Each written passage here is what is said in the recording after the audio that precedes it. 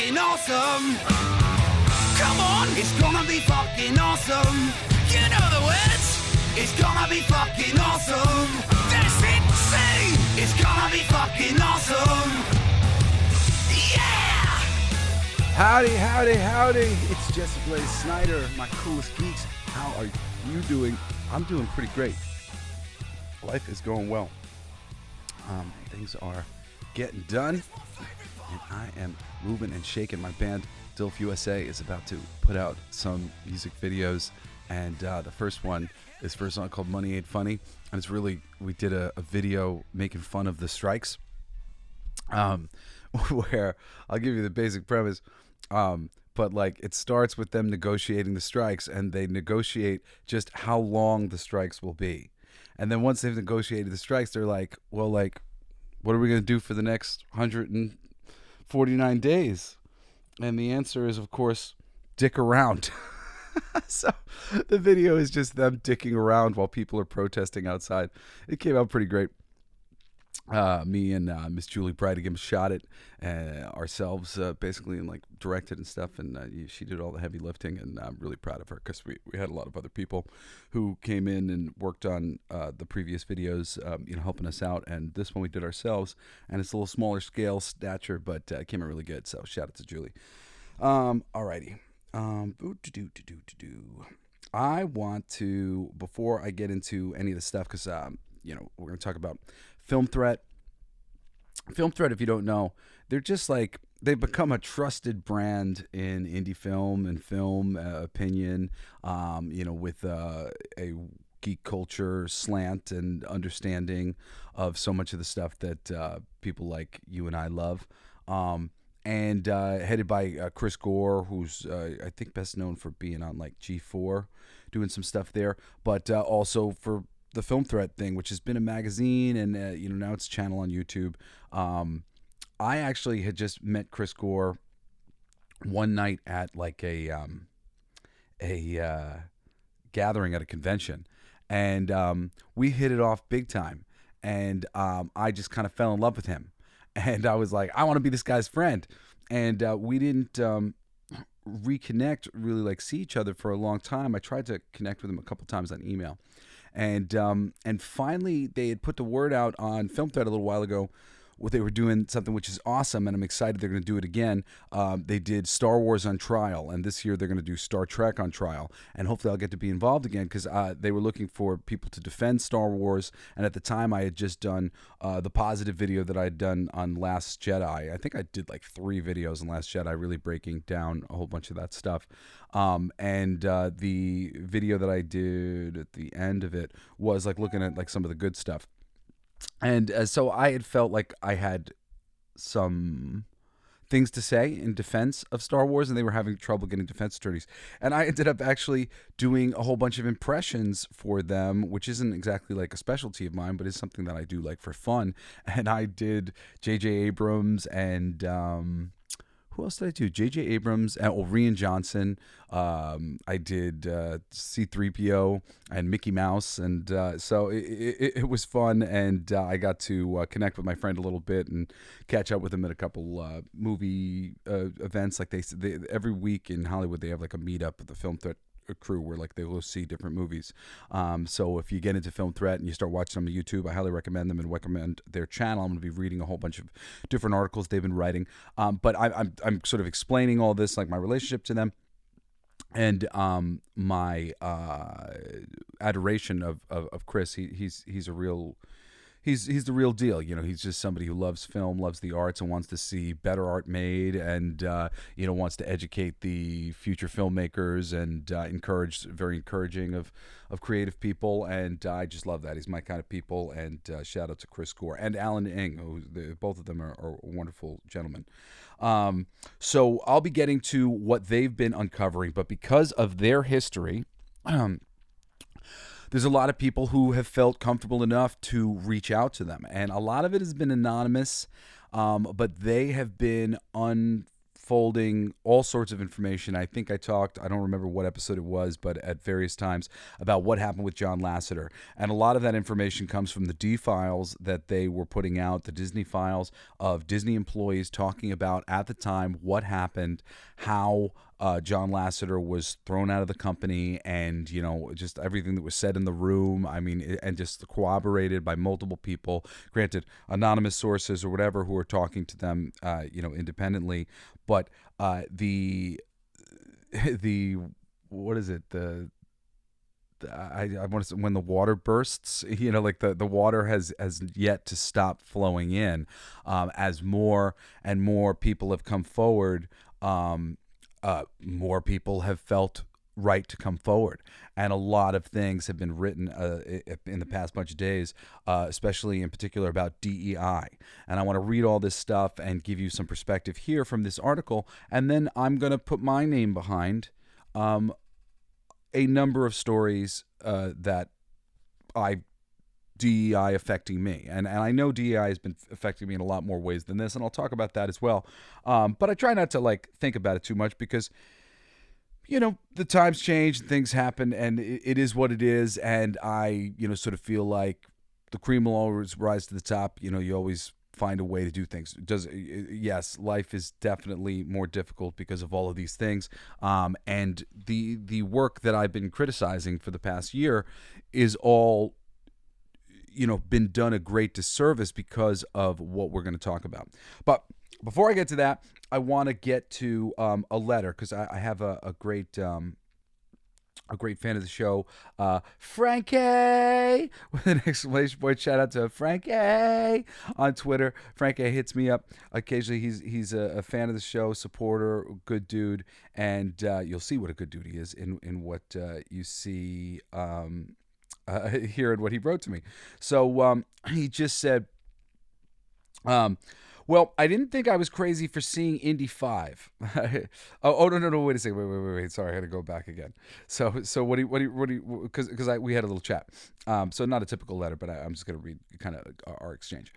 So he said, hey, so after listening to that episode on the Razzies, I think Rings of Power, which I haven't watched, would go on last year's Razzie TV Awards since it was released in Q3, Q4 2022. Didn't want to call you out in public on this. So he just sent me out the message personally, because he didn't want to like make it like something on Twitter that he was just trying to like counter what I was saying, which is so sweet. And this is the type of people that I have listening to the show. I love you guys. Thank you so much, everybody who listens to the show. And, you know, our audience keeps growing, and it's wonderful. It just really, I enjoy watching YouTube because it helps me feel less alone in the world, hearing people, you know, commiserate, you know, whatever. And this too does the same thing for me. You can hit me on Twitter. I'm Coolest Geek JBS. You can hit me at Jesse Blaze at jessesnider.com. I always love to hear from you. Anyway, and he's right. He's so fucking right. And I said, oh, you're the coolest. I said, that's so funny. It was bothering me. I kept thinking that.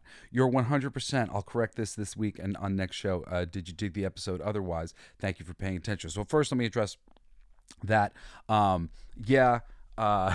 Rings of Power. I mean, I didn't do a list last year. So, like, you know, I snuck it onto this list. An argument could be made, or we could just go Osaka, list done. Or you know, like I think that's the thing. Yeah, I'm subbing in Osaka on top 5 worst of the year.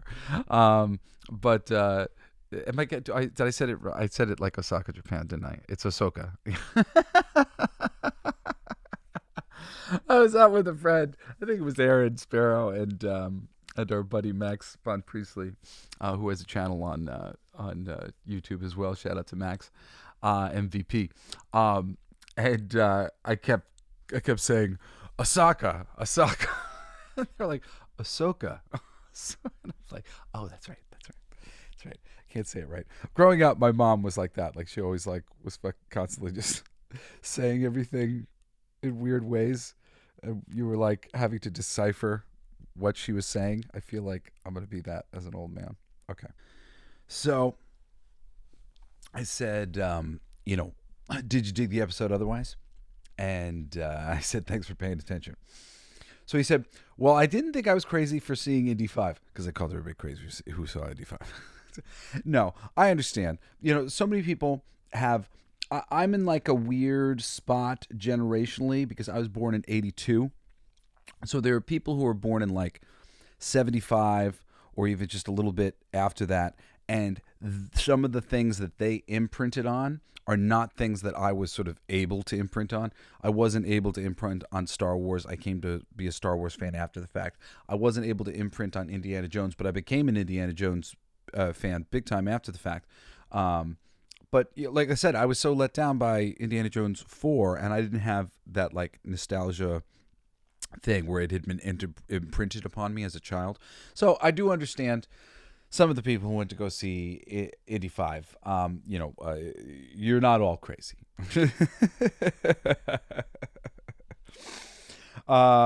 He said, how I felt about it. Didn't hate it, but it may be the weakest in the series.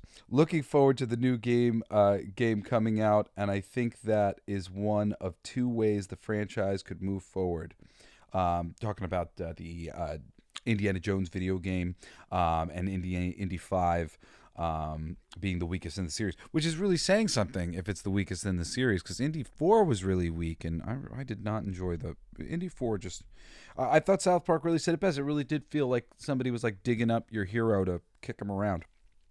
The other is an animated series using storylines from past books of comics if Disney or Lucasfilm won't bother to re-release them. That's really cool if they did that. Unfortunately, I don't trust the adaptation process anymore, and you're going to find out why we shouldn't trust that process. And I know that so much of this is true. I've been dealing with so much of this, and I'm going to go through a lot of my own stories later in the show. But just don't get your hopes up too high.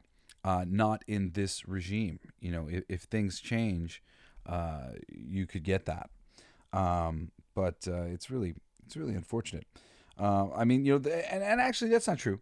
If the ideology behind the regime changes, even the people who are there could give us what we want. They just have to study and familiarize themselves with source material and deliver the goods for the things that the audience is clamoring for. All right. He says, as for what you listed this year, I don't think you could say they're bad if you haven't seen it. It just means you weren't interested. Well, I'm putting a mean spin on it. He's the sweetest man in the world. So he's like, heck, there might be worse ones this year than some, not all, of what you listed, so you could look for those if you'd like. Overall, there were times where people disagreed with the nominations of any year, so I guess it's subjective, objective. But what do I know? You know a lot, my friend. Thank you so much for writing me, Frankie. I appreciate it and correcting my mistake, because that was totally I had thought it too, and I meant to kind of double check, and I didn't. Usually I'm pretty efficient, but I juggle lots of balls in my mind all the time, so sometimes I drop them. So thanks for calling me out. And you know what though? I want to address this idea of sometimes fans reject things pretty early on. And often there's a thing of like, well, you haven't seen it yet, man. And there's something that happens that's similar to what happened with a lot of the audience when The Last Jedi came out. A lot of the audience saw The Last Jedi and knew, whether it was instinctively or because they understood how stories are constructed, that what had just happened in The Last Jedi was a real problem for bringing the trilogy that was supposed to be in for a landing. So many of the things that had been started, which traditionally speaking in the center of the trilogy are now expanded upon and deepened, were just reversed, creating all new paradigms that would then have to be deepened and explored in a third film. But then the third film wouldn't really be a satisfying conclusion to the trilogy of the thing. There were so many things about what happened in that movie, and you know, I did a lot of breakdown talking about this at great length. So I mean, you know, go over there because all the details aren't fresh in my mind. But there was a number of things that made it very clear to see the trilogy was fucked. Like, for the things that movie did accomplish. Overall, this last movie was gonna suck. We couldn't see a way forward. And when you get to that last movie and it sucked, we were all just like, yeah. It was very clear from the second movie that they didn't know where they were going with the third movie. They didn't have a plan. Because if they had thought, as we could think, deeper into some of the things that had happened in this second movie, it's not so much that the movie was so offensive as it was part of this trilogy, and it was a huge monkey wrench in everything, right? So sometimes the fans of the source material can sniff out really early on when we've got a stinker on our hands. And I don't think that that's wrong. I didn't watch Secret Invasion, but I read the fucking comic books. I love those comic books. So that shit was made for me. And I saw enough. That is not Secret Invasion. I did watch Mandalorian Season 3, of course. I didn't watch Velma, but I've watched like every piece of Scooby-Doo media over the years. And I saw enough clips and stuff from Velma that I was like, fuck this show. And I think when something is gotten so fundamentally wrong from the output, so fundamentally wrong and misunderstood, that it should be fucking called out, and it can be called out by those people who haven't seen it. And we shouldn't fucking see it. And we should call it out. Fuck that fucking Velma show. And fuck Rings of Power. I love the Lord of the Rings films, and I'm a huge fan of the Hobbit series. I mean, the Hobbit book, not the series. I hate the fucking series of movies. The Hobbit book, I've read The Hobbit a whole bunch of times since I was a kid. I love The Hobbit, and tried to read the Lord of the Rings a bunch of times. I talked about this before. I bought a 30-pound book, and I just couldn't take it everywhere with me everywhere I went. It's giving me fucking back problems in my backpack. I was trying to read it. It was like this gorgeous gold-bound Lord of the Razzies with maps in it and shit. I was like, look at this copy of Lord of the Razzies, until I had to take it on a couple planes and trains and automobiles, and then I was like, fuck this fucking book. But anyway, I should be able to call it out. And the only one that's arguable, but I have an argument for this too, that's on my list, and I guess Rings of Power, we put aside. Ahsoka. I love fucking Ahsoka in the Clone Wars. Really, really do. I've not enjoyed her appearances so far in the thing, even though I loved Rosario Dawson's casting. I thought that was a good idea. And the stuff that I saw from Ahsoka, I didn't like. And when I heard I was gonna watch Ahsoka after I like spoiled it for myself, because that's usually what I do. I spoil stuff for myself, and then I'll go watch it if I like, because I watched all those cartoons, and I do like those cartoons. And I didn't like any of the things that I heard at all. They were just like all kind of pissed me off. And I just like, I don't want to sully the memory of the animated series that I like. Should I not be allowed to complain about the fucking TV show they made about the show that I'm part of the fandom of? That they were making it for me, and they pissed all over it. So the one that I was going to say that is arguable is Doctor Who, because I'm not a Doctor Who fan, and I didn't watch. But the real reason why I feel like it deserves to be on the list, because I dug deeply just into the fans' lament, and I felt for them as a Star Trek fan, really. What had happened with the previous season, where they brought in Jodie Fox, and there was this real kind of repudiation of the male doctor figure in favor of women in a really egregious way, and a few different pieces of continuity were flipped over, and the fans really felt betrayed. And now you flash forward to these 3 specials that were made, and again, I didn't see them, but I watched breakdowns of them at length, as again, I've been following this sort of I don't want to say downfall or whatever, but I've been following how the fans have been feeling about what has been made. And they brought in classic showrunners. I was even like thinking about watching these episodes if they were good, because initially it sounded good. They brought in David Tennant, and they brought in classic showrunners, and people were like, oh, great. Maybe they're trying to tell the fans that, like, we heard you, and, like, we're trying to give you something that you'll like. And instead, we got a show that just kind of tripled down in so many different ways on everything that was really in your face and political and controversial, I guess, or divisive is maybe the better word, instead of some great Doctor Who. And maybe some great Doctor Who mixed in there from what I hear, but mixed with a lot of things that just were fundamental thumbs in the face to the fans. And people shouldn't be allowed to get away with this.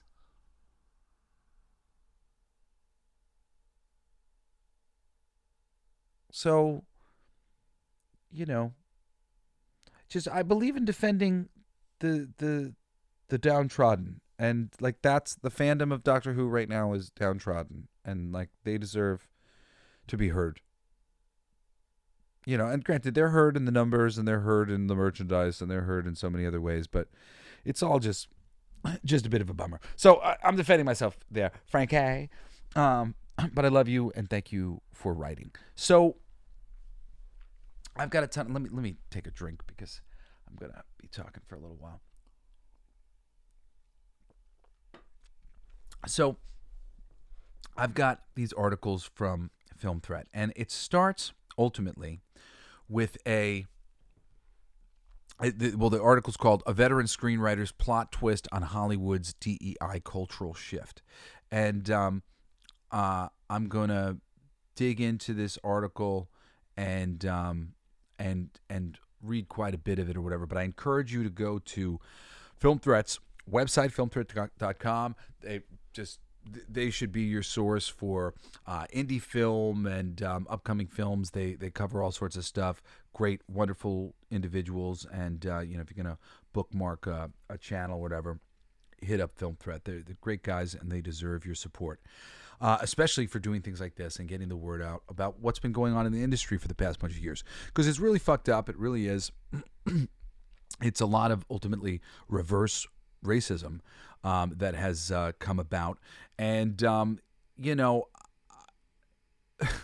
the same thing that I would say to any black person who feels like racism is like some freaking huge part of their life. Like, you just can't think and function that way. At the same time, though, there are real and present dangers in both cases, as we'll see. So check this out. This is the article from Anonymous. He said, "I know many showrunners who hate this, not because they didn't want to hire new writers and foster them. They didn't want half their staff coming from a pool of young, inexperienced writers who knew nothing about working in a writer's room, production, post, or deadlines." Okay, so this is the DEI cultural shift. Sorry, I should have read the headline. "A veteran screenwriter's plot twist on Hollywood's DEI cultural shift. I know many showrunners who hate this, not because they didn't want to hire new writers and foster them. They didn't want half their staff coming from a pool of young, inexperienced writers who knew nothing about working in a writer's room, production, poster, deadlines." Yes, that is a big part of what's going on right now. "Is this illegal? Probably, but hey, I'm not an attorney, and there's no way to find out anyway, because if you ask any questions about this, you'll be labeled a racist or called out for your white male privilege. If you so much as raise an eyebrow, there's a risk you'll never work again." Why this is anonymous. "This may not be obvious at first glance. There sure seem to be a lot of white dudes at the Golden Globes, right? Well, this doesn't impact the top 2% of writers, showrunners, and directors, since they're in the rarefied air where they get work no matter what. It's those of us with decades of experience working on some of your favorite TV shows and films that are now sitting on the sidelines." Sorry, there was a glitch and I had to patch this. "No institution reinforces this more than the WGA. One glance at their monthly calendar of events shows a Latinx Writers Committee meeting, an LGBTQ plus Writers Committee meeting, a Committee of Black Writers meeting, a Middle Eastern Writers Committee meeting, a Women's Writers Committee meeting, and an Asian American Writers Committee meeting, to name just a few." WGA Prospective Writers Search Form here, and they sent out this thing to the WGA basically asking for them to define themselves in all of these different categories. If they were disabled in some way, what any different ethnicities they might have, any pronouns they might be using, or any sexual identity they wanted to because these things are being tied so heavily to the hiring process, which has really become a bit of a casting process. And I'll talk more about that a little bit later. But it's just like let's just say it does not lead to better results. That's the best I can say. It does not lead to better results. So he goes on to say, can you imagine if there was a white writers committee meeting? We might be murdered. And the saddest part of all this is that most of the people who would fill that room are some of the most liberal people I know, people who have gone out of their way to foster new and unique voices. Check out the WGA's own 2022 Inclusion and Equity Report and make your own conclusion on the WGA's priorities on this. They showed the clip with the thing. When creating a writer's profile on the WGA website, there's one box to check if you're heterosexual, 3 choices under transgendered, and 6 under LGBTQ. Not sure what those statistics have to do with writing a great episode of The Witcher. This mindset was very present at the last in-house WGA meeting held before the strike of 2023. Every 3 years before we have a new deal with the studios, the negotiating committee sits on a stage and members throw their complaints at them. And God bless them, they sit there for hours on end listening to a bunch of writers bitch and moan like I'm doing. The complaints at these meetings over the last 2 decades are always the same. How do we get more money and more residuals? In 2023, the meeting had a decidedly different tone. Very few complaints had to do with money this time around. There was a litany of complaints about not enough diversity in the ranks. Young writers asking, how come I've worked for 2 years as a TV writer and I'm not a showrunner yet? A position that should take at least a decade of experience, if not 2, to reach. How do we make sure that the guild will fight for staffing requirements? I always thought that to survive in this business, it's a yearly, monthly, daily hustle. There are no guarantees, especially when it comes to staffing on a TV show. He goes on to say, what I took away from that night is these young Turks think working in film and TV is just a fun thing that anyone can do, and they can use this opportunity to put their stamp on the world. Can you blame them? It was easy to get here, especially when talent takes backseat to fitting a quota. Why worry? The showrunner and their number one, the most experienced writer/producer outside the showrunner, will pick up the slack and more than likely finish your insipid work. They can't complain about that episode you turned in late or didn't turn in at all, or they'll be called a racist or a bigot or something else. And when they get a call from HR, it's just easier to shut up and run cover for these kids who aren't ready for the big time. The blame for this mess is threefold. Young creative execs with no understanding of the business or what audiences want gained too much influence during the streaming wars. They also took it upon themselves to lead the charge in reinterpreting IP, changing successful comic books, novels, and remakes into projects that had something to say, not to entertain. Why even bother with IP if you don't respect the source material? The WGA followed their lead and threw a huge part of their own membership under the bus in a race to bring in new members. And lastly, this new class of writers who weren't ready yet to step up to the plate worked on a lot of product that the general public didn't want to see and didn't relate to. Well, he talks about what is going to happen moving forward, that the business is basically cutting in half. There's like half as many movies coming out and half as many TVs coming out. In the next few years, you'll see it's definitely a lot less. And AI is coming up really big and strong, and it's going to go through the roof very fast, and that the business might never recover. And it's true, it might. And last thing he says, which is great, he says, let's start having those old school meetings again, the ones where you talk about story and characters and what the audience wants. And let's go back to hiring the best writers, the ones with the skill set and creativity, and not just one with the right skin color or sexual preference. Boom. This is crazy.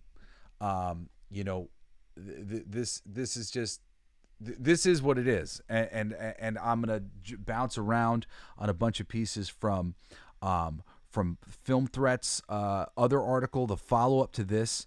Male and Pale is Stale is the name of the article. Responses to an open letter to the WGA. So that letter was put out, and a lot of people started coming out of the woodwork, I guess, to give them their experiences of the same place. Continuing into some of the article.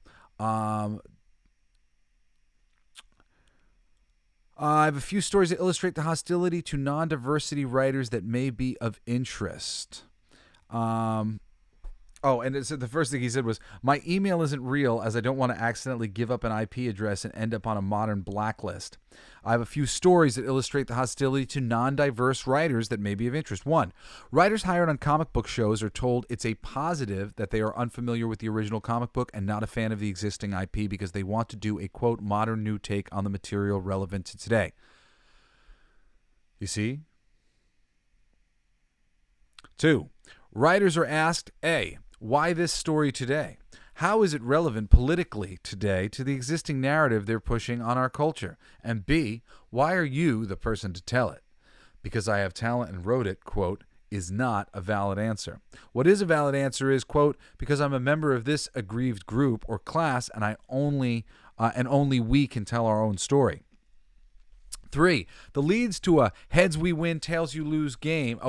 3. This leads to a heads we win, tails you lose game, where if you don't include diverse characters, you're dinged for having an all-white, non-diverse cast, regardless of the time or place of the story or hysterical accuracy. And if you do have a diverse case, race, gender, then you are guilty of cultural appropriation. This means that unless you are, for example, African-American, you're not allowed to tell a story about an African-American character or disabled or LGBTQ plus. Unless you're that specific subgroup. You can't write it. 4, there's a bias towards the 2 for or 3 for hire. Being gay, for example, isn't enough now. You have to be gay, African-American, Latinx, undocumented, unhoused, differently abled. Then on the DEI scorecard, they have a 2 times or 3 times positive score for the hire. 5, to give you an idea of how competitive things are, for Only Murders in the Building, there was word a staff position was available. This is the lowest rung writing position. They received 450 scripts as writing samples for this one job. A manager told me these jobs would typically go to a BIPOC writer, but the show decided not to hire anyone or to go in another direction. And I guess this would be 6. The WG has a diversity program where the guild pays for the diversity hire's salary. Most of these writers aren't picked up after the free ride expires. Many of these writers, hired only for diversity purposes, feel obligated to push stories that are reflecting the specific box they checked. So a transgender writer will be pitching stories exclusively about that experience. Goes on to say, now I'm in favor of diversity in general, especially for stories where it makes sense. There was a notable show about the deaf community that amazingly didn't have a single deaf writer on the writing staff. Instead, they relied on consultants. That likely reduced the authenticity, and they lost out on many unique deaf stories. This was shown by the recent excellent film Coda. We want original, authentic, and diverse stories, but they can't just check boxes. They must tell a story about a protagonist who overcomes obstacles, pursues goals, internal and external, and has an arc to growth. Yeah, I mean, this is everything there, and I think that's ultimately from Mr. Chris Gore writing this article. Having people who aren't fans of the IP results in a product that has no respect to the existing fans. Then when fans complain, they are insulted as toxic. What company would make a product that insults the consumers? It's insane. What's also not being discussed is the anti-Semitism behind much of the push for diversity. Jews are classified as whites and thus not a minority, despite being 2% of the population historically victims of mistreatment and genocide. The mantra is male is pale and stale. Male and pale is stale. Out with the old order and in with the new.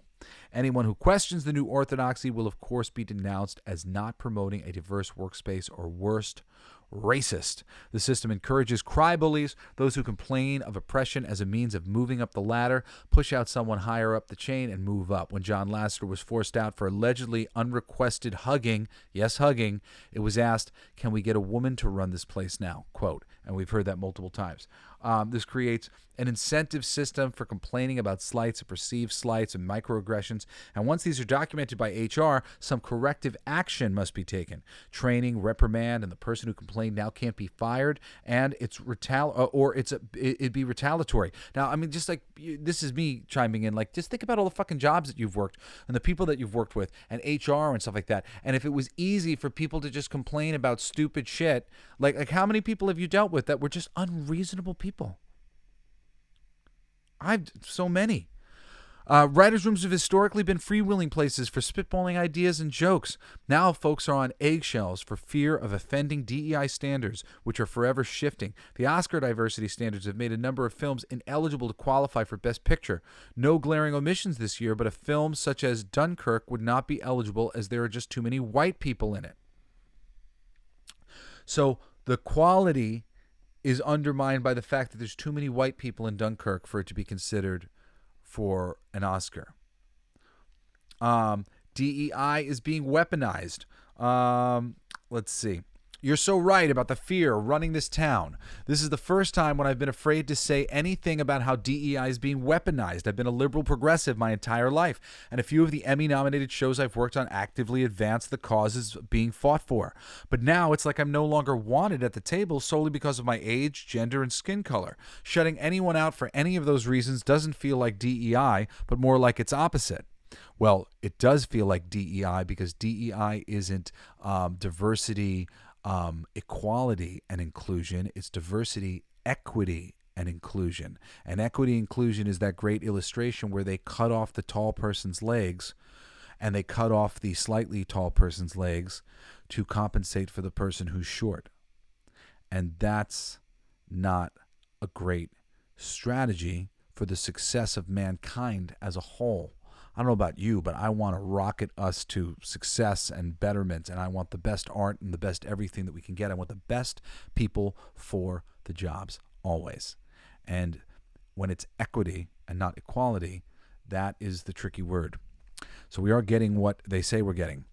My 93-year-old father-in-law asked me if biracial marriage was as popular in real life as it is in TV commercials and series. I love it when I see diversity done right, not the forced or self-conscious way we've getting it on shows. See, this is what I say all the time. Like Bridgerton, that erase actual history and pretend black people were always members of royalist society. Or even in shows that depict current-day small-town America as being racially mixed to Chicago or Cleveland. I read somewhere that TV depicts gay characters at a rate 5 times higher than population statistics.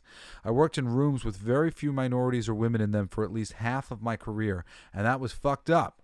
But now it's starting to feel like the new paradigm isn't about equality. See, I say similar things like this all the time. Like this is so legit, and he's so clearly been in the system the same way I've. Like it was wrong, and we did need more diversity and inclusion, and there was a little bit of a boys' club, and there was some walls up to some people, and the support of some characters, and the support of some people, but a lot of those creators and people who were talented and deserved to be pulled up didn't get pulled up. It's other people who got fucking pulled up just because of their sex or their gender or their sexual identity or whatever it might have been.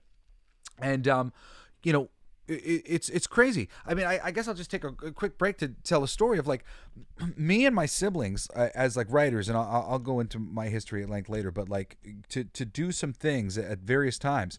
We were thinking about bringing in my sister, like not that it was like always like us working together, but Cody, I know at times, and Shane at times, and myself, we considered putting my sister's name on our scripts, possibly ahead of our names, because we knew that it would help us to get the show greenlit. So we were becoming savvy to what the game was. And, our sister could come in and work on some level. Well, she's not a writer. She's a fashion designer. Shout out to my sis, Pulling Teeth.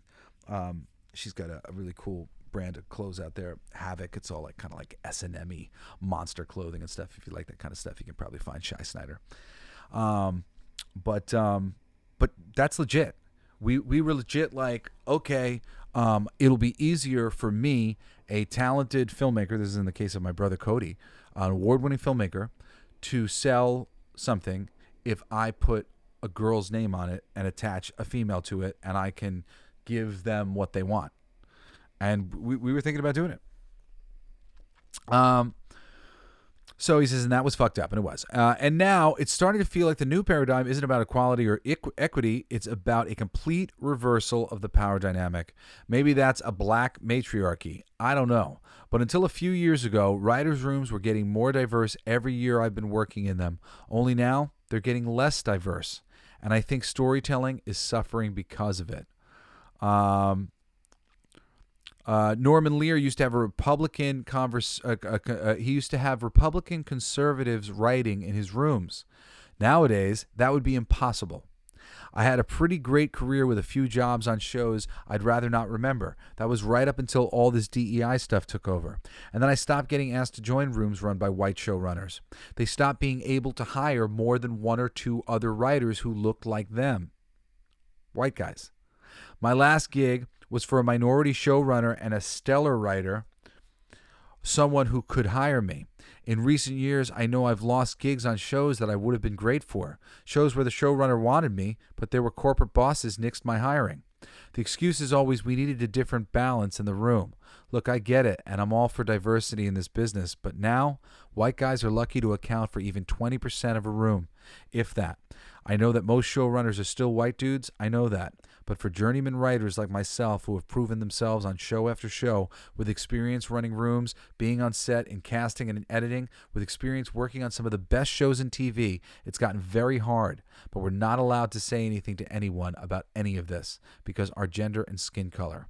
We no longer check the right boxes, and they want us to shut up and go away. Of course, dude's got family to feed. And, he's got to go on. I know how to write a great show, this guy says. I know that writing staffs who have to write an entire season of episodes in 10 or 20 weeks have to commit to all of their earliest ideas, and then they're out of a job. The showrunner and maybe one other writer have to push everything through production without the brain power of an entire room full of veteran writers. David Simon says no one would remember The Wire if he hadn't had his entire writing brain trust available to him all the way through production. That's the only way to make a good show great. But this, and he's absolutely right. The person who has to bring the thing home is ultimately, the creative force behind it, because their soul ends up guiding the whole thing, and and it is important. That's why getting rid of a John Lasseter, who's guiding hand behind everything up from above, somebody great like that, creative like that, it's just like it's just crazy. He finally says, but this gig has been devalued, demonetized, and streamers don't care if they have to hire a new young staff every season. It's cheaper that way. No series gets to build continuity in its staff from season to season, and that's a huge part of why you see so much crappy writing on TV today. Wow. So they're not even bringing back the series writers season to season. So if you think that storylines are going to get picked up and other things are going to happen, I think you're sadly mistaken.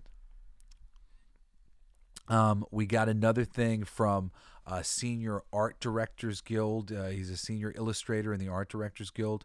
He watched the videos on the WGA DEI checkboxes, and he's talking about aggressive levels of what they call Jedi training, justice, equity, diversity, inclusion training, all this stuff. It's, and your census is supposed to be voluntary, but there's a lot of pressure, to fill out all this stuff. Like I said, it was the things of breaking all these things down, breaking you down by all these categories and into all these boxes.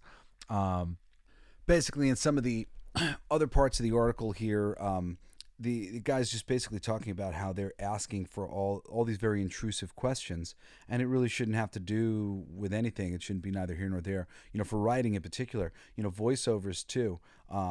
There's plenty of black people who had white voices that they were doing or whatever else. It didn't necessarily matter. It really mattered like the quality of the vocal type that they were looking for.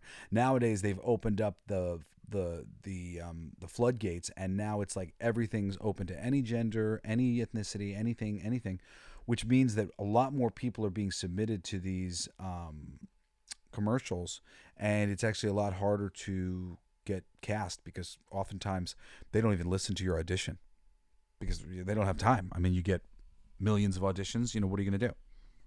So later in the article, there's a guy from the music industry reporting on the same thing with DEI, and he says, I feel because the music industry can react faster than the film industry in general. I've been in the frontline trenches on the depressing creep of DEI for a long time. Pronouns are ubiquitous in email signatures. Employee groups that achieve precious little are everywhere. The unicorn of ensuring that in all festival lineups are split 50-50 between male and female artists is still being hunted. I've sat in board meetings with senior executives for hours on end listening to the highest paid people in a company talk about things that will never happen or, due to actual employment law around genuine fair treatment, can never happen. Aside from embodying despicable ideals, my other gripe with this whole movement is that it's made me totally disenchanted with the industry I once loved. Yes, it really does. You know, as when it's that saying, when you see how the beef is made, you know, I don't know if that's the exact saying, but you know, when you see how it's actually done, oftentimes it's rather depressing, the realities of it. Now, there's somebody who's working in the writing world talking about going through the process of writing books and how difficult it can be because they mostly just throw authors out into the wilderness. They'll give them like 2 books and then that's it. You know, if they don't happen to take off on their own, and most don't, they really have to fight tooth and claw to build a name for themselves. But he says he's talking about basically trying to get to the heart of why he was getting rejected, because he had written a book, they liked it, but they couldn't do it for a couple of reasons, and he rewrote something new to their specifications, and they said they liked it, but all couldn't do it for a bunch of reasons. And he finally got to the brunt of it, and he says, 2 of them, however, said something along the lines of, 5 years ago, I would absolutely sign you. I took this as an opportunity to do some exploratory questioning. They finally said in a roundabout way, there was no way they could take an unknown debut white male author to an NYC publishing house and sell them on you. This is a reality that I have lived in comics, and the roundabout way is the thing. And because of that roundabout way, it is definitely always a little hard to even, because they don't want to tell you what they're doing, but essentially because they're being funneled away from you, you become slightly persona non grata. I've fiddled with changing my name in the voiceover world because I know that they're getting all these submissions all at once, and they're probably just like looking at names. How about this one? So maybe if I change my name to Jose Schneidero, all of a sudden I'll get a lot more work. I don't know. I wanted to try it for a minute just to see, but it's definitely, I've watched the business of all these things change across the board. I'm going to talk a little bit about my experience there in a second. Now, he mentions at a certain point that the low wages for agents and many of the frontline staff in publishing also encourages activists and people with rich parents to have the jobs. I think that's really interesting. What does that do to the model when a certain type of rather privileged person is being given these jobs to be picking and choosing the stuff that we're digesting as fiction in publishing? We have a terrible bit of sort of deceit that's going on, because the money, by virtue of these DEI policies and other things of that nature, are taking control of the creative process away from the people on the ground and guiding how things are being cast. Now, I'll talk a little bit about my history. I have been making music and making comics since I was young, and I've written for Marvel and DC and Disney, Pixar, and I really bounced around a lot of companies because I would just sort of get bored. My ADHD would get bored waiting around. It would be years sometimes working with editors, being promised work and things never coming through, and then I'd be like, fuck it, I'm going to try the other company, I'm going to try that company, try this company. So I was always bouncing around. But during that whole time, I've had a career in entertainment that has been pretty vast. My start was as a host, as a VJ on MTV, HBO, AOL Music's Top 11 Countdown. I got hired out of college for that, and I was like, writing journalism, entertainment journalism, and stuff like that. And I made music, so and I could get paid and get out of college and help my band. I had a band at the time, so that was like my path. And then after doing a lot of hosting things, I moved into voiceovers, and I became very successful there. And I was a voice of Pizza Hut, and I was a voice of GameStop, and I was a voice of Cheetos, and plenty of other jobs at that time. And then, my job kind of fell out in 2008, as a lot of people had a lot of difficulty in 2008 when the crash happened. But I moved to California.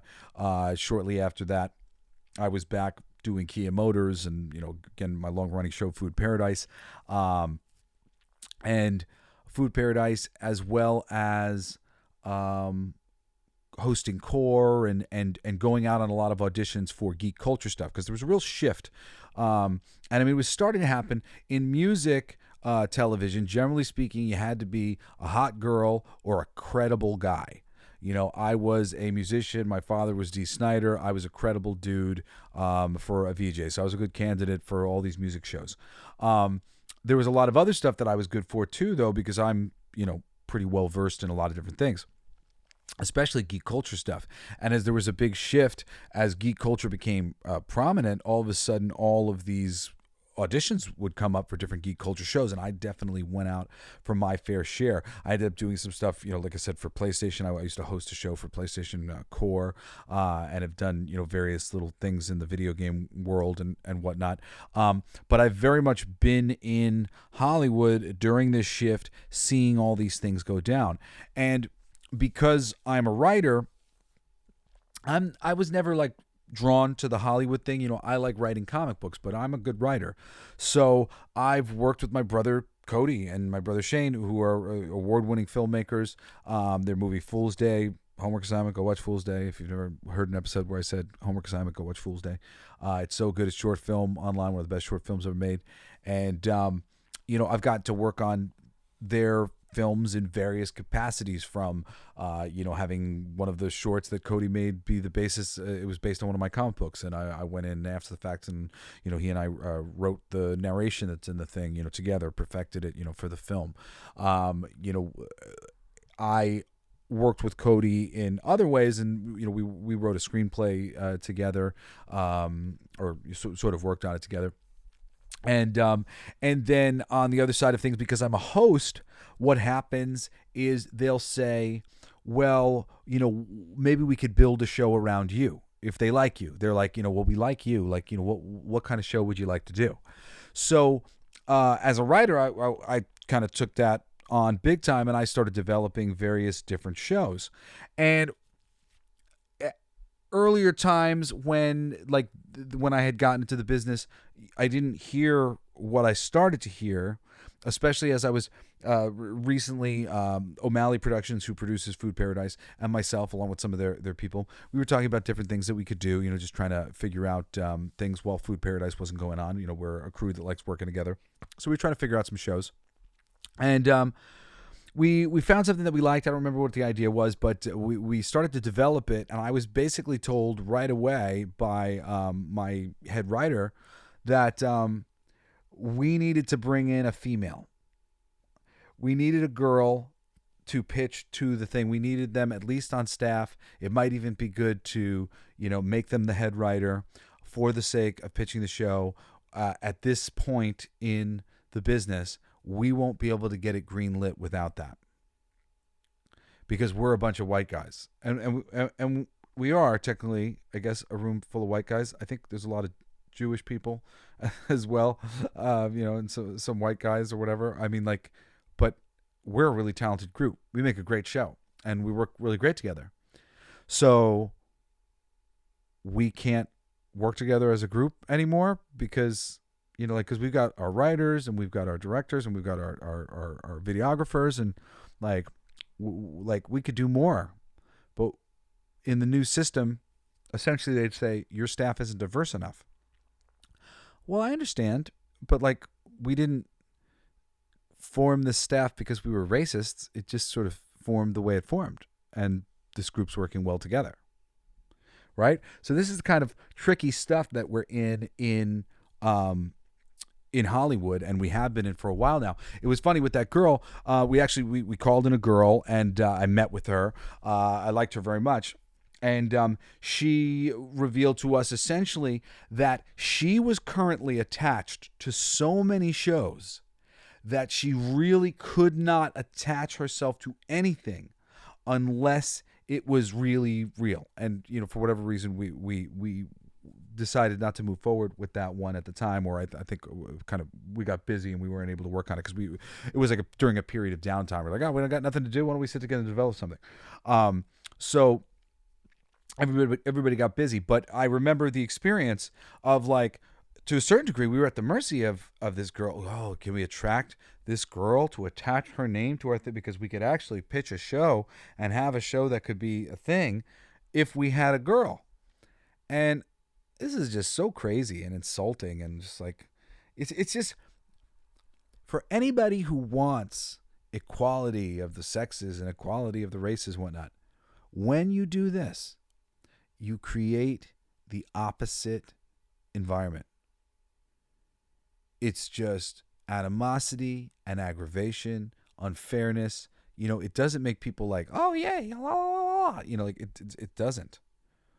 I have good friends of mine who are writers. There's a project that they're literally, known for, attached to in a very big way. The fan base for that and other people would be thrilled if they brought them back. They do great quality work, and they were like completely snubbed. And I think it absolutely is that quiet hand of, you're not the right look for this. You're not the right skin color. It's legit. And in Hollywood, it's really like run rampant. I just feel so lame about it. I always talk about this story. I remember I'm a football player. I'm actually a national champion, semi-pro football player. I'm very proud of that. Forgive me for saying it. But I love football. I played football all my life. Look forward to maybe playing again as I'm getting better and better in my physical body pain, partially caused by being too rough with football. But in football, sometimes there'll be stupid shit, and I like to be there for the stupid shit because I'm not a stupid shit guy, and I try to correct the stupid shit. And I like sports because I'm an honorable combatant, and I like the idea of, like, you're allowed to fight me and I'll fight you, and let the best man win. I think that's cool. So I carry that with me everywhere I go, especially when it comes to hazing and bullshit, and would often get into like little altercations occasionally with teammates and whatnot over stupid shit. But I believe in what I believe in, and one of the things I believed in was not continuing the tradition of hazing the younger classmen when I became a senior. And I remember the first day of practice, my buddy tried to haze the underclassmen to bring in all of the pads. And I turned to him and I said, what the fuck, man? Like, haven't you and I been like literally complaining back and forth to each other about how much we hate that for the past 3 years? Why would we perpetuate the same bullshit with them? And he went, all right. So we picked up the pads, and that was it. And that was the end of hazing. Done. And that's what needs to happen with racism. That's what needs to happen with all these things. I understand the system. Blah, blah, blah. The system is broken. But the system should be set to reward those who are giving us their best, who are putting the effort in, and designed to help those who can't find it in themselves to put the effort in. Our system has to be a little bit of both. We need a system that is like this, like capitalist, not really the capitalist, like we can do away with all this stupid financial muckery and all that bullshit.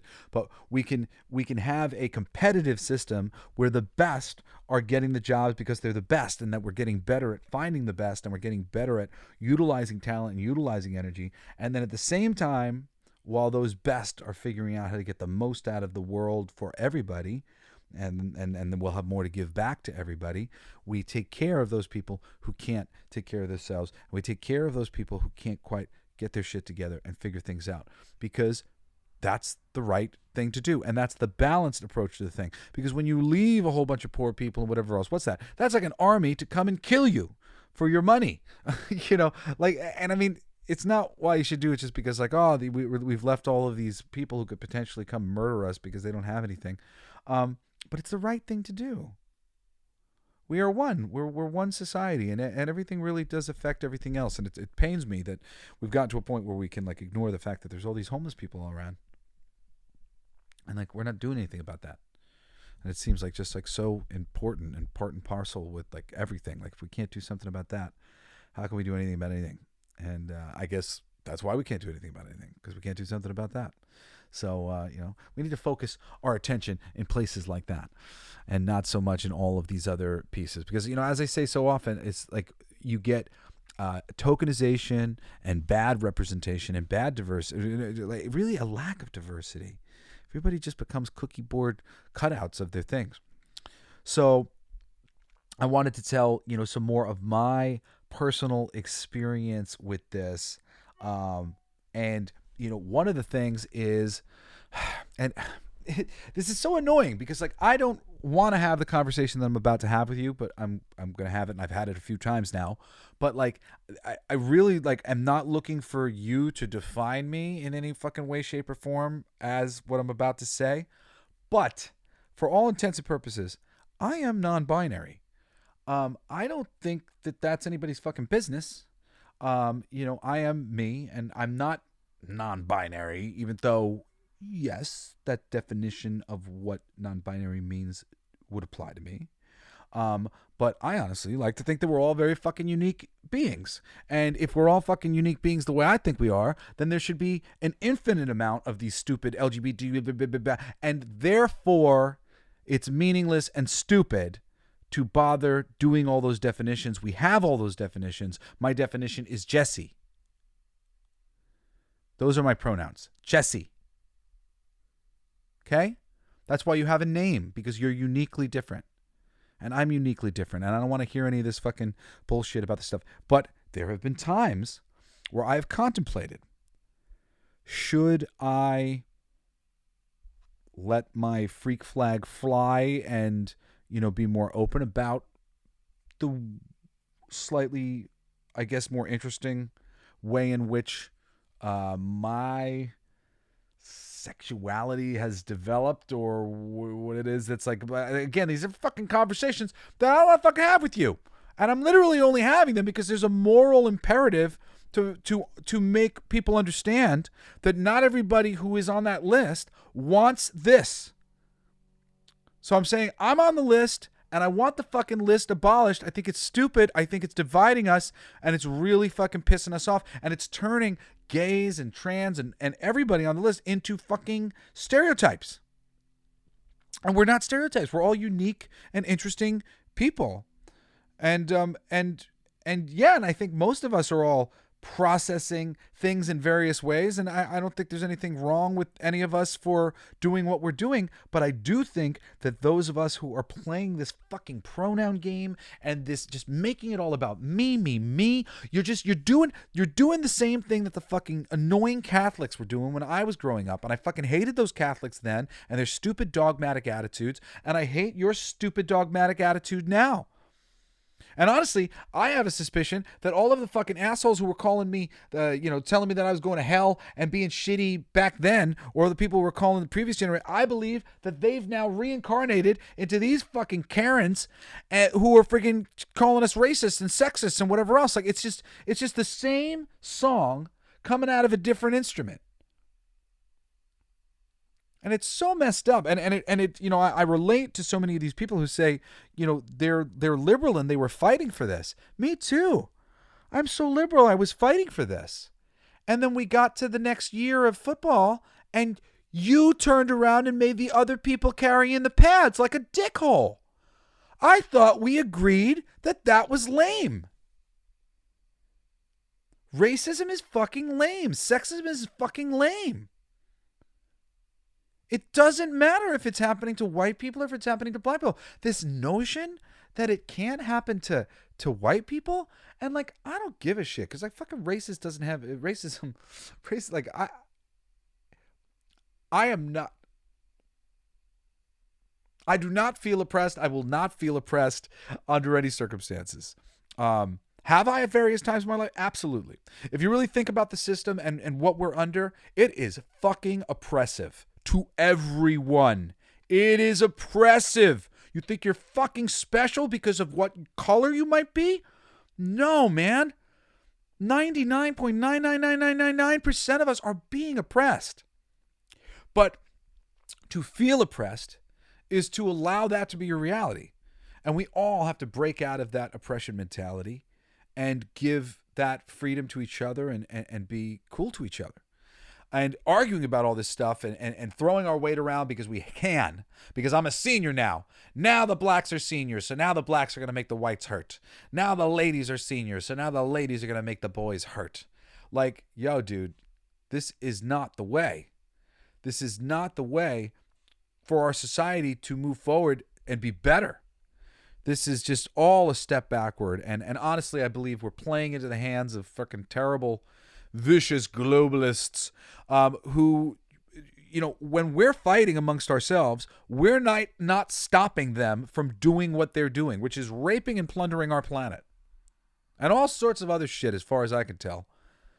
So, I mean, really, it's so silly. We have to get out of this system. And it's so disappointing to see a regime like this come into Hollywood where it was so easy to just tell us, you know, what these people were. And like, you know, like, I've been told straight up by my really good friend who's one of the biggest casting agents in Hollywood, that my, you know, white guys were not in vogue at the moment. And, you know, I have had her constantly searching for places where it would be appropriate to get me in, you know, where that wasn't the mandate and whatever else. And it was slim pickings. And I'll tell you this, a big experience that I've had in the world that goes along with so much of the stuff. I know that I haven't gotten hosting gigs in geek culture world because I was too knowledgeable.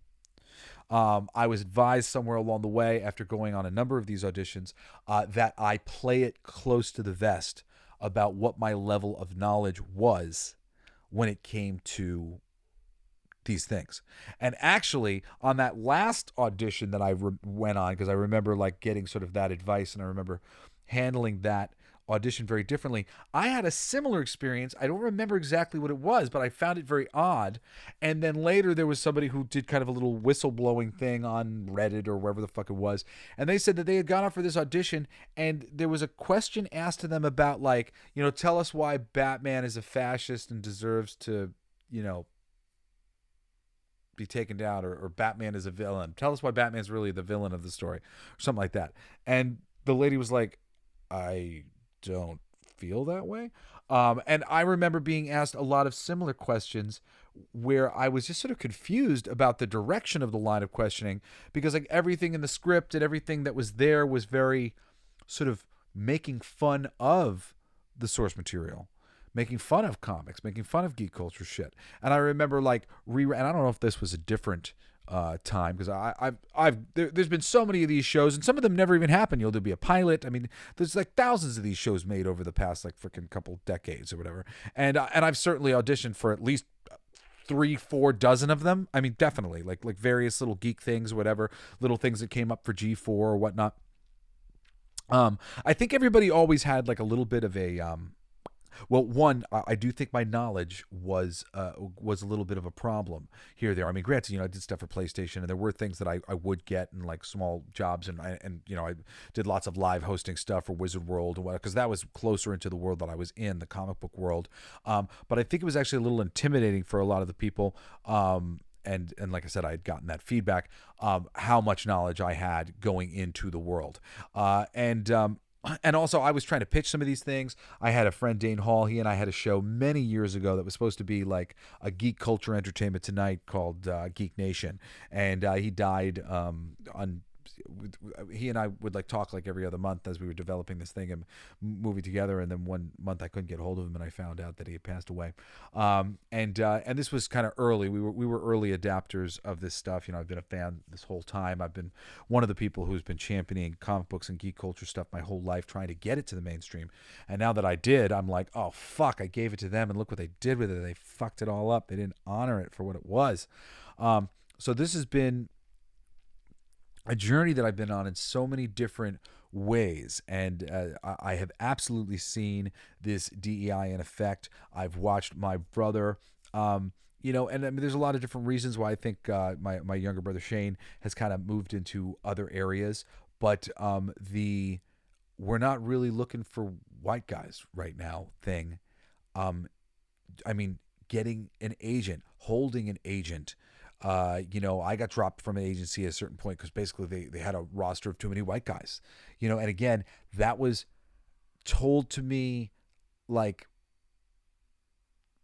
in like a you didn't hear this from me, but like this is essentially what's going on. Like we need more people on this end, and we're overcovered on this end, and and other people here have more seniority. That's a big thing. When a lot of these people have been working together for a long time, there is a lot of like, especially at agencies, there is a lot of loyalty and seniority. So if you're not somebody who's like, I go out drinking with them every week and we've been friends for so long, you get moved to the list of people who can easily be dropped. And I've never been that kind of person who's like hanging out with everybody, having drinks. Well, not in that world, not in the voiceover world, because the voiceover world's just not exactly my world. I do enjoy the voiceover people and everybody, I find great friends in there and whatnot, but it's just like my world's comics and my world's music. So generally speaking, that's like where I'm hanging, with people and the types of closer friendships that I'm having. But I'm certainly in there enough to know what's going on. And absolutely, there has been a hardcore shift. And as I said, in the voiceover world, it used to be largely the bulk of all the auditions that would go out were for men of various age groups in a certain range and register. And it was, generally speaking, they were looking for the white, kind of voices, but there were people who would do the voices that were credible and would have voices that were interesting because, maybe they were black or Hispanic, whatever else, but they did a voice that sounded, American enough and whatever. And there's plenty of people who, made a great living doing that because you don't know the people's voice. And I, killed in voiceover. Voiceover is my favorite because I get to like act and like make stupid faces and I don't feel like anybody's looking at me and judging me because I've dealt with in my life, just like a lot of people I've felt, sort of judging me and making me feel like I was like too big or, had too much energy and I was like offending them, so in a voiceover booth, I can go and I can throw my energy all around and be my happy-go-lucky self and not worry that I'm offending anybody. Just, here having fun. So voiceover for me was a real godsend, and I love the business. And a lot of my work came too from like when the industry had casting people that could meet you face to face. The industry's changed recently in a major way that there's almost no face-to-face casting anymore. Most voiceover auditions are done through either casting off of reels or casting from MP3 auditions. And then you're literally just reading a name. And in the DEI generation, I think that name reading may be slanted in a certain direction. You're getting all these casting calls where it's always open to everybody. So every actor, every female actor, every black actor, every Hispanic actor, everybody is vying for these, which means a lot more people are being submitted. When a lot more people are submitted, less of the auditions are actually listened to. And granted, sometimes they'll listen to all of them if they can't find the one that's the thing or whatever. But there's been a real big shift. And now when there's not this personal connection, and I'm somebody who is good at making personal connections just with people, because I love people, individuals, groups. I don't love groups, but I like people, and generally speaking, I'm very cooperative in the work that I do and aim to please. And when you're somebody who can like take direction and are easy to work with, people will want to hire you. So, Kia Motors came because personal, they met me and they were like, Jesse seems good. And I worked that job for a long time. Same thing with Pizza Hut and other things. And I've had those jobs usually for years because I am reliable and good guy to work with. So, when that is the case, it's one thing. When you get to the MP3 generation, it's like, how do you know? And I've heard so many horror stories from producers, friends of mine, because, a lot of the voiceover work that I still do now is just producers who I've worked with for years, who'll do like promo commercials on Nickelodeon or something, and they'll call me at random and be like, hey, man, can you do this Ninja Turtle spot for me? And then I'll do it. Or could you do this monster truck thing? Or I got this little thing for Hasbro. And it'll be like once a year, from this producer or that producer or whatever. And I've heard so many horror stories from them about just getting, trying to get in getting in these new people, and they can't take direction and they don't know what they're doing. And, they have no real experience in voiceover. I'm a real skilled voiceover actor. I've been doing it for a long time. I get a lot of compliments from you guys in letters and stuff like that on my voice, and I really appreciate it. Very sweet of you. I used to hate my voice, really did. Hated it for a long time. But I got so many compliments over the years from producers when I was being a voiceover actor, and because my voice had gotten like gritted from singing rock and roll voice, so you hear that little in the back of my voice, and given me some color. But over the years, I have come to appreciate my voice, and I appreciate all you guys out there who appreciate my voice. But the art of that voiceover actor, people who are really skilled with their voice, is been lost in a lot of degrees. And a lot of the people who are really great skilled voiceover actors aren't always the best at auditioning. What does the producer want? I got to give it to them in 2 takes or 3 takes. And sometimes, they don't audition great like that. So there's lots of great people who have been lost to the industry. There was a really big voiceover actress in animation who ended up coming to me to ask her if I could try to get her onto my agency. And she was a big deal voiceover actress who did lots of cartoons like that I grew up watching that I loved. I don't want to like embarrass her. So, and I brought her to my agency, and I was so freaking embarrassed to go back to her and be like, no, they said they're not, really looking for anybody like you right now, blah, blah, blah. And you would think somebody like her with such a track record and such obvious skill would, just work forever. And it's sad to think that they don't. And some of them just, fall into obscurity and frustration, especially because, like, for a lot of people, like, it's so hard and it's so hard and it's so hard. And then it starts to get easier. And then you relax a little bit, and then all of a sudden it starts to get so hard again. And like, it's like if you're able to just kind of keep pushing through, or push through to a point where you're able to sail on, with a career, it's great. But for a lot of people, it's like you work so fucking hard, you push through, and then it gets so hard again, and then they're just like, oh, fuck this. Fuck this system. Granted, it's getting easier and easier and easier for people to do things on their own. And, that's more and more what I have focused on. As this shift was taking place, I was like, all right, I'm making my own publishing company, and I'm making my own stuff because, like, fuck them. Blacklight District Studios is on YouTube. You can check us out. It's got, tons of stuff for my music and comics and things. And, go explore Blacklight District Studios, the stuff that's produced on there already. I stand by. There's lots of great stuff to explore. And, you can make your own shit too. You don't have to deal with this stupid Hollywood system. They are going to implode on themselves right now, and the future is going to be reliant upon really brilliant, well-studied, creative people who have something to offer the world. And if you're one of them, fucking get in there, man. Seriously, I encourage you all to do this. So, this isn't my favorite subject, and I've gone, over my usual, hour that I aim for. But, because I don't like to complain about this stuff. And I don't like to think of myself as a white person. Like, because I don't think of myself as a person, honestly. I believe that we are all little pieces of God. And God is just this, like, consciousness. It's this infinite consciousness, and it's spread out in all of the things. And I'm one of the little pieces of it. And we need to recognize the power that we have to hurt other people, to help other people. If we did, we could all make the world a better place tomorrow. And I really think that's why I say, we're all God, because we all have the power to hurt and help other people. And if we all started to really help other people and help each other, imagine what a world we would live in. Doesn't that make us God? Doesn't that make us the answer to all of our questions? Just more gratitude and more great things and goodness, And it's unfortunate because there's a lot of merit that has gone to waste in Hollywood and in the arts because of DEI and other programs like this and things that have been trying to completely restructure the system. And a lot of the problems are actually due to the naivety of the new people who have been brought into the system who haven't been around long enough to freaking figure it out. I don't know if I agree with this. You need to be in the business a fucking decade if you have the talent to move up the ranks and really do have the right ideas and all the thing. I do believe that some people deserve to be moved up faster and they shouldn't be held back by this stupid system. And that's why we needed a better system, because often it was excluding the women in one way or another, or it was excluding the, often a problem with the women. And this happens all the time to my fucking girlfriends in the music business. My friend Cinderella. Shout out to Cinderella.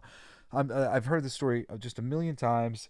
Just people beautiful girls, great, talented people. They want to be in the music industry, and every musician person that they connect with to make music ultimately wants to bang them, and they end up, trying to let them down or not let them down or having to lead them on in order to get the music finished. Or in Sin's case, she's got tons of things that are lying on the cutting room floor because she was just trying to be honest with this guy. Like, that's not the thing. I'm trying not to, like, it's not like, this is not about this, man. I'm an artist, and like, respect me, kind of thing. And it does not always go that way. So, I mean, there are real problems and barriers to this thing, and men need to be trained better. And we can't keep the door shut to wonderful writers, like somebody like who I love in comics is a lady named Marjorie Liu, and I was just like dazzled by her work, because I had felt that a lot of the female writers that I had come across up until that time were not always great. Now I've been turned on to a lot of really great ones over the years. But at the time, I was less well read, and I hadn't had a lot of good experiences with female writers. And I remember reading her stuff going, wow. And her stuff had a femininity about it that I just loved. I hadn't felt that in a lot of the writing, and I in comic books, and I felt it in her writing, even though she was writing really masculine shit. Action stuff and whatnot. I forget what the book that I was really digging with her was, whether it was like a Wolverine book of some kind, I think. But I loved it. It was some of my favorite stuff in Wolverine. I really and I moved on to follow her writing other things, and she's super talented. And there are people who are out there who are very fucking talented across the board, and we need to have a door open for them. But this fucking quota machine shit, I keep saying it. We don't have a fucking quota in the NBA, and we don't want one. I shouldn't be in the NBA. I'm not going to give you the best show. We want the best players competing in the sports and stuff. Even though I'm pretty convinced at this point all popular sports are rigged, unfortunately. And I mean, look at this. The whole fucking system's rigged. Look at the way this system is being rigged. The first question in the meeting is, what can we use this as a vehicle to say and make statements about in modern day? It's just the pits, man. It's the pits. And I've been living it. And, I watched my brother Cody deal with so many of these things. I'm sure he's got a million stories, even though at the same time, I'm sure he wouldn't want to come on the show and talk about these things because of everything that all these other people said. But yes, I know these things are going on. I know these things are affecting very talented people like my brother Cody. And forgive me, Cody, on any level for outing you, because Cody, again, we're people who are ultimately very liberal, even though we're ultimately centrist and love everybody. But the way the system reshaped itself is contradictory to what the motivation was in the first place, to bring balance to the force. And the force is not in balance. Anyway, that's all I got for you, Coolest Geeks. I hope you will join me over on my new podcast, All Your Favorite Bands Suck. It's every Monday. I just did an episode on Nickelback the other day, because sometimes true bravery is defending Nickelback. It's really awesome. My last episode was on My Chemical Romance.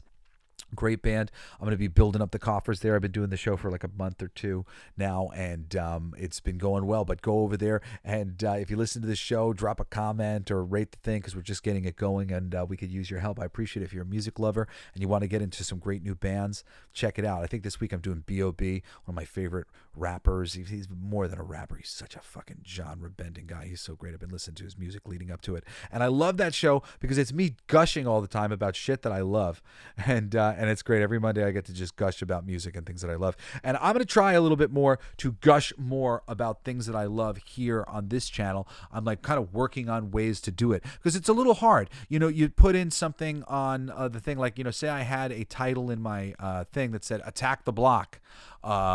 one of the greatest movies ever. I don't know, maybe one of the greatest movies ever will get people to watch it, but the fact that people don't know Attack the Block necessarily or don't know what that means or whatever, I got to be like creative with how I do like headlines and how I approach these things. So I'm trying to think like, do I do like lists of like some of the best stuff, some of the best cartoons, how can I go and play a little bit in just the sandbox of the things that I love? Because there are so many things that I love and have spent time enjoying, and I would love to turn you guys on to some great stuff.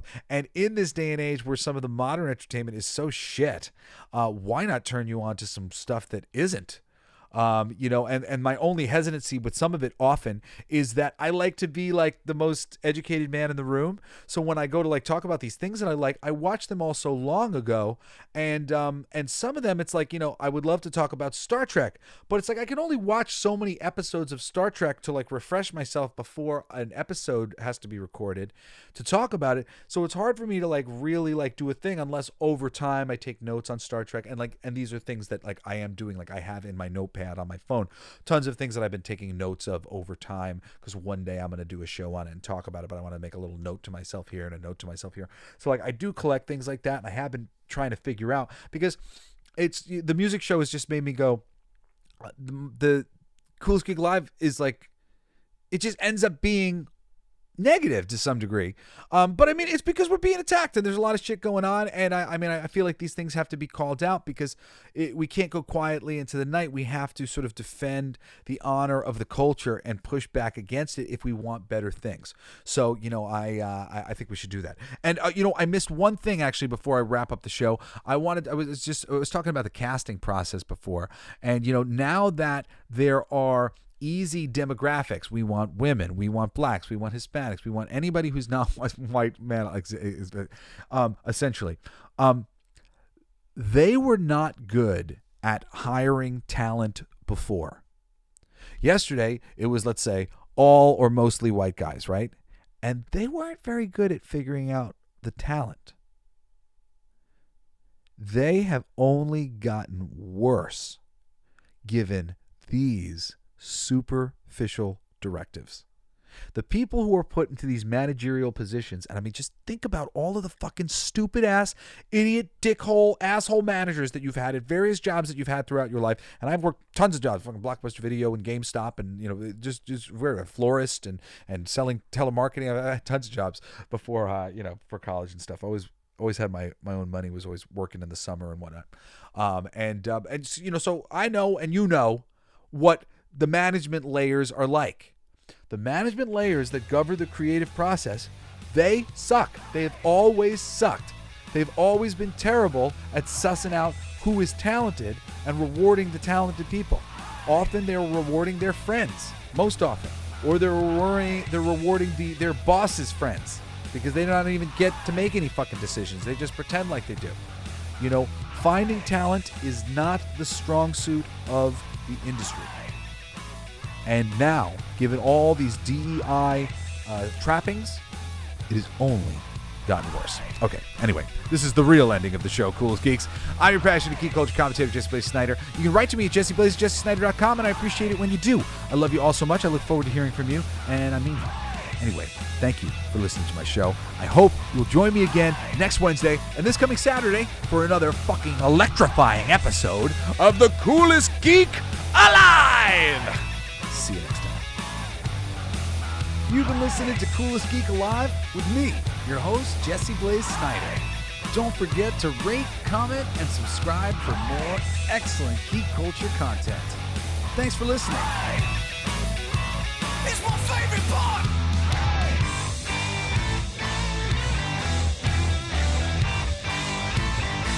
Isn't that heavy?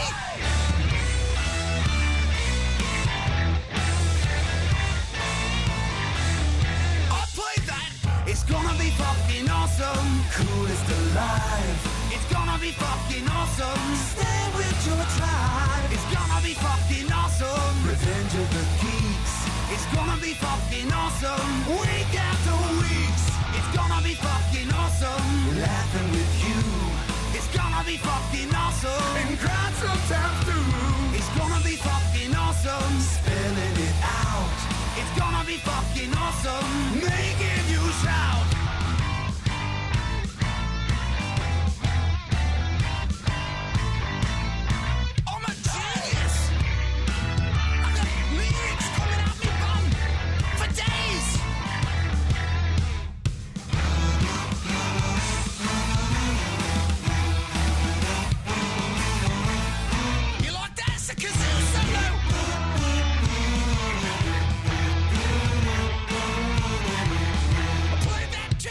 It's gonna be fucking awesome. Talking some shit. It's gonna be fucking awesome. Living the shit. It's gonna be fucking awesome. Food in our mouth. It's gonna be fucking awesome. Get in our mouth. It's gonna be fucking awesome. Tell all your friends. It's gonna be fucking awesome. Call right or text. It's gonna be fucking awesome. Raising the bar. It's gonna be fucking awesome. Straight to the stars. It's gonna be fucking awesome. It's starting soon. Straight to the top. Awesome. Passing the moon. It's gonna be fucking awesome. On with the show. It's gonna be fucking awesome. Ready, set, go. It's going to be fucking awesome. Fucking awesome. It's gonna be fucking awesome. Just wait. You'll see. You'll all see. The podcast playground. Hooray!